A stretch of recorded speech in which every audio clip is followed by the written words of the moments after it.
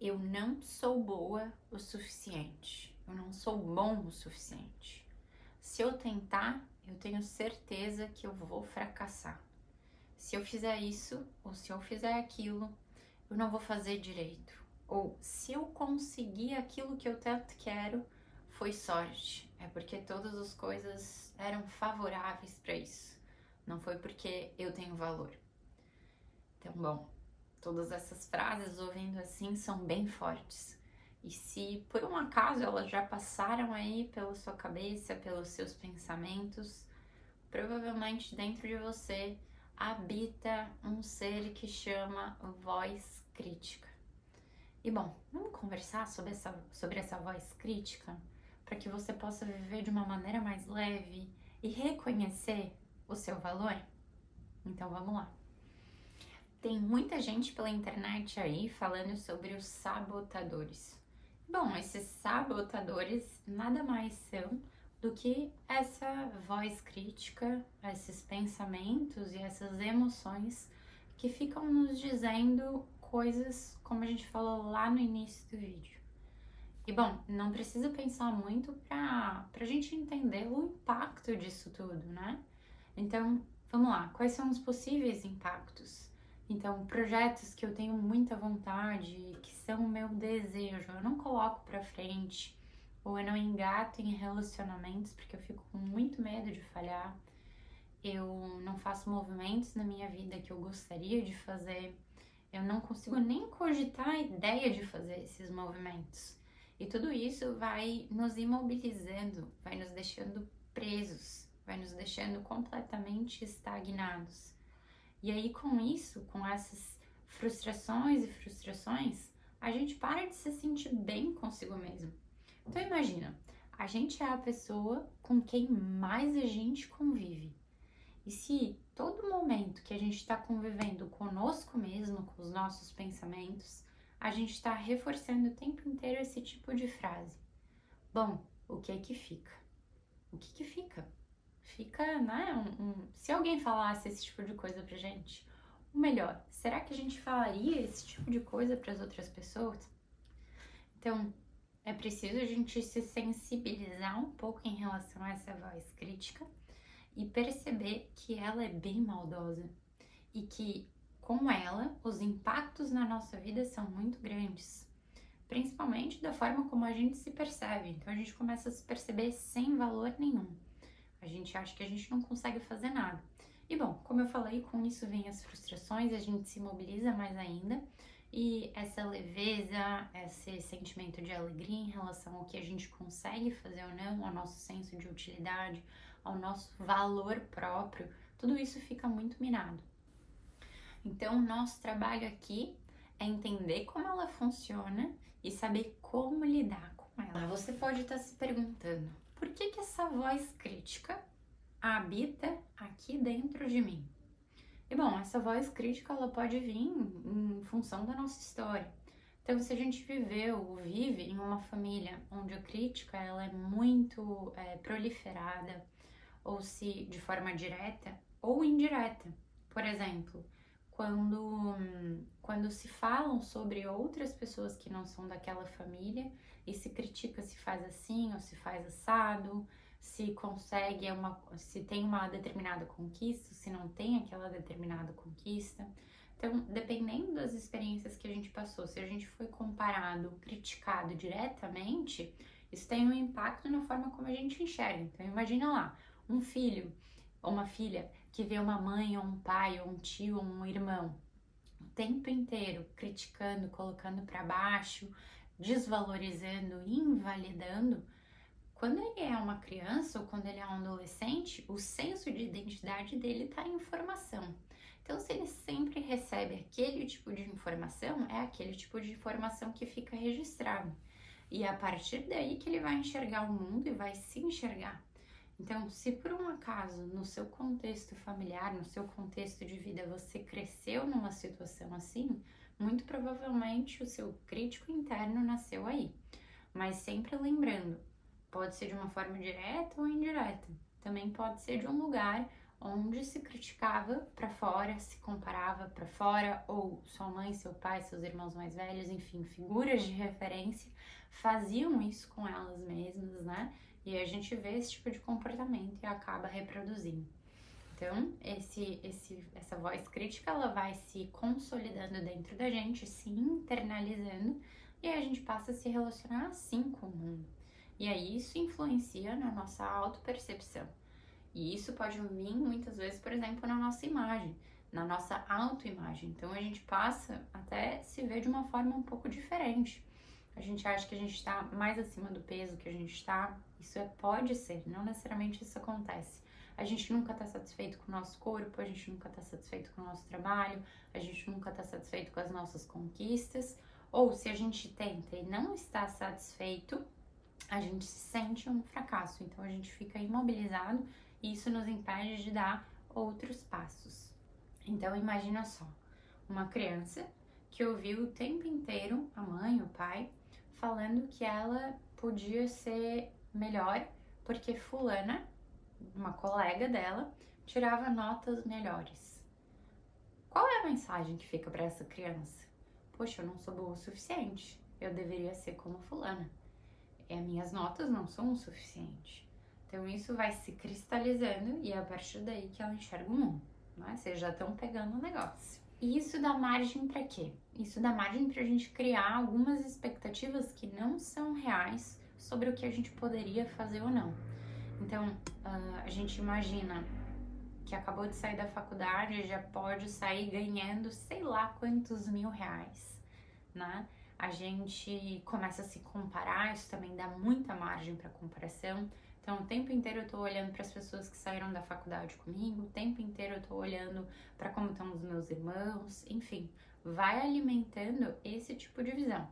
Então, a minha autopercepção, ou seja, ela pode ser muito exigente, ela pode ser irreal, ou também ela pode dar uma margem para uma comparação exacerbada. E aí, é claro, se o tempo inteiro eu tô me comparando, ou se o tempo inteiro eu tô criando expectativas que não são reais para esse momento agora, isso pode me dar um medo de fracassar tremendo.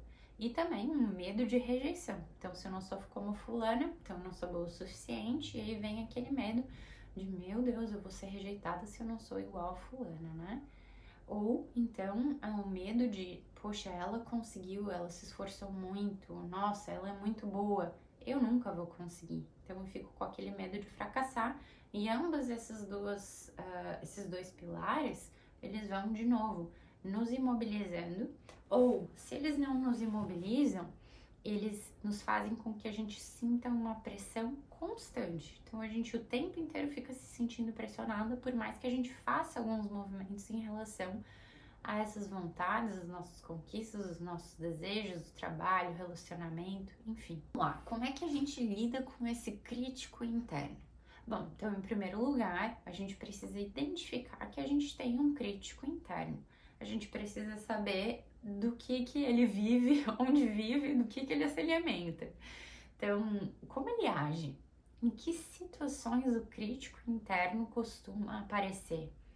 Como ele fala comigo, qual é o tom de voz, como é que ele faz com que eu me sinta.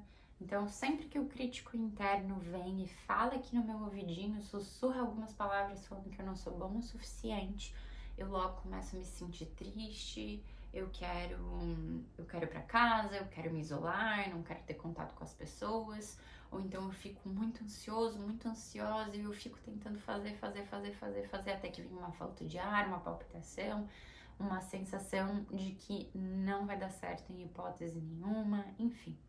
Então a gente precisa, em primeiro lugar, identificar quem é essa voz crítica e dar um nome para ela e saber exatamente como ela age.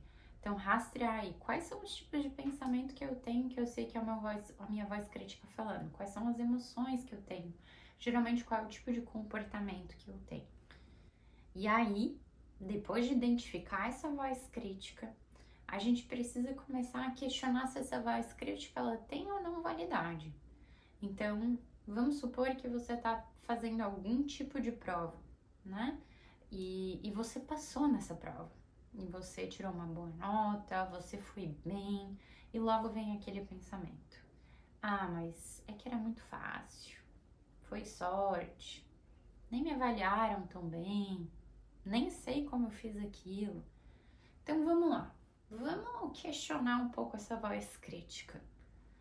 Quanto tempo será que você se dedicou para estudar isso? Será que realmente estava fácil assim essa prova? Ou foi o acaso que no ano que você vai prestar essa prova estava muito fácil?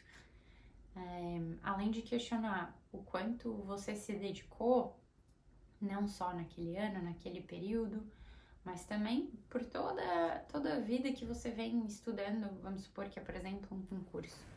O tempo que você estuda na escola também é validade, né? Então a gente precisa voltar em situações que vão mostrar se essa voz crítica ela é real ou ela não é real. Porque a voz crítica ela também pode aparecer como um tom de avaliação interna, né?